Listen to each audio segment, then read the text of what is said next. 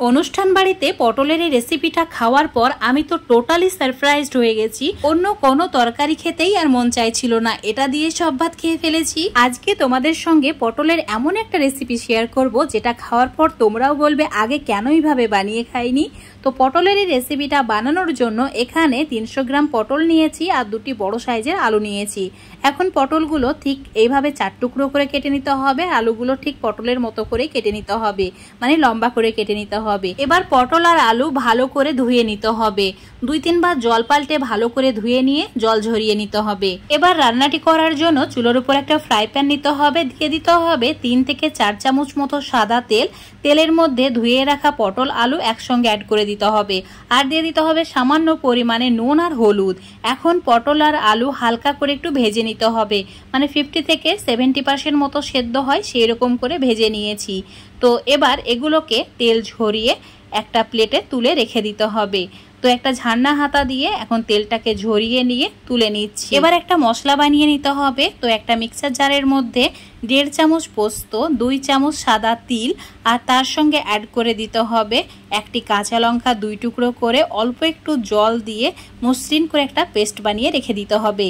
পটল আলু ভাজার পর ফ্রাই প্যানের মধ্যে যে তেলটুকু রয়ে গেছে সেই তেলের মধ্যে দিয়ে দিতে হবে 1/2 চামচের একটু কম কালো জিরে, 8-10টি রসুনের কোয়া, আর দিতে হবে 2টি শুকনো লঙ্কা। হালকা করে একটু ভেজে নিতে হবে। তো এবার এর মধ্যে অ্যাড করে দিতে হবে একটা মিডিয়াম সাইজের পেঁয়াজকে ছোট ছোট টুকরো করে কেটে নিয়ে তার সঙ্গে সামান্য পরিমাণে চিনি। এখন পেঁয়াজের কালারটা চেঞ্জ হওয়া পর্যন্ত ভেজে নিতে হবে। 2 মিনিট মিডিয়াম ফ্লেমে ভেজে নিয়েছি। চুলোর ফ্লেমটা মিডিয়ামে রেখেই অ্যাড করে দিতে হবে টমেটো কুচি। একটা মিডিয়াম সাইজের টমেটোকে ঠিক এইভাবে কেটে নিয়ে অ্যাড করেছি। এবার দিয়ে দিতে হবে স্বাদ মতো নুন, আর নুনটা অ্যাড করে দেওয়ার পর 1 মিনিট মিডিয়াম ফ্লেমে একটু ভাজা ভাজা করে নিতে হবে, মানে টমেটোটা একটু সফট করে নিতে হবে। তারপর যে মশলাটা করে রেখেছিলাম সেটা অ্যাড করেছি, আর বাটিটাকে ধুয়ে অল্প একটু জল অ্যাড করে দিয়েছি যাতে মশলাটা পুড়ে না যায়। এখন মশলাটাকে 2 মিনিট মিডিয়াম ফ্লেমে কষিয়ে নিতে হবে। 2 মিনিট পর মশলা ঠিক এরকম ঘন হয়ে যাবে। এবার 1 চামচ মতো লঙ্কা গুঁড়ো অ্যাড করে দিতে হবে। লঙ্কা গুঁড়োটা নিজেদের পছন্দ মতো কম বেশি করে অ্যাড করতে পারো। আবারও 2-3 মিনিট কষিয়ে নিয়েছি। এবার তেল ছাড়তে শুরু করেছে। এই সময় ভেজে রাখা আলু আর পটলগুলো অ্যাড করে দিতে হবে। তারপর চুলোর ফ্লেমটা হাই করে দিয়ে 1 মিনিট ভালো করে কষিয়ে নিতে হবে। এখন তোমাদের 1 মিনিট পর দেখাচ্ছি। দেখতেই পাচ্ছ আলু পটলের গায়ে মশলাটা একদম লেগে গেছে। এবার চুলোর ফ্লেমটা মিডিয়াম টু লো করে রাখতে হবে, আর দিয়ে দিতে হবে 1 কাপ জল। এখানে 1 কাপের বেশি জল দেওয়া যাবে না, কারণ এই রেসিপিটাতে একদমই গ্রেভি হবে না, একদম মাখো মাখো হবে, তাই জলের পরিমাণটা একটু কম রাখতে হবে। ভালো করে মিশিয়ে নেওয়ার পর দিয়ে দিতে হবে 3-4টি মতো চেরা কাঁচা লঙ্কা। তারপর ঢাকা দিয়ে রান্নাটি করে নিতে হবে 7-8 মিনিট। 8 মিনিট পর তোমাদের দেখাচ্ছি। দেখতেই পাচ্ছ একদম দারুণভাবে সমস্ত কিছু কুক হয়ে গেছে।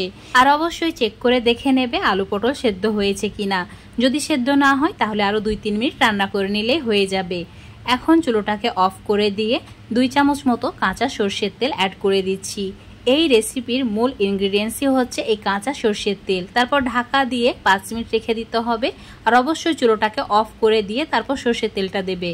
এখন তোমাদের 5 মিনিট পর দেখাচ্ছি। দারুণ সুস্বাদু রেসিপি রেডি হয়ে গেছে। গরম ভাতের সঙ্গে, এমনকি রুটি পরোটার সঙ্গেও দারুণ লাগে খেতে। তো বন্ধুরা, আমার রেসিপি ফলো করে পটল আলুর এই নতুন রেসিপিটা একবার হলেও বাড়িতে বানিয়ে খেয়ে দেখবে। আশা করছি তোমাদের খেয়ে খুবই ভালো লাগবে। ভালো লাগলে অবশ্যই লাইক, শেয়ার, কমেন্ট করে দেবে। ফেসবুক পেজ থেকে দেখলে পেজটাকে ফলো করে নেবে, ইউটিউব থেকে দেখলে চ্যানেলটাকে সাবস্ক্রাইব করে রাখবে।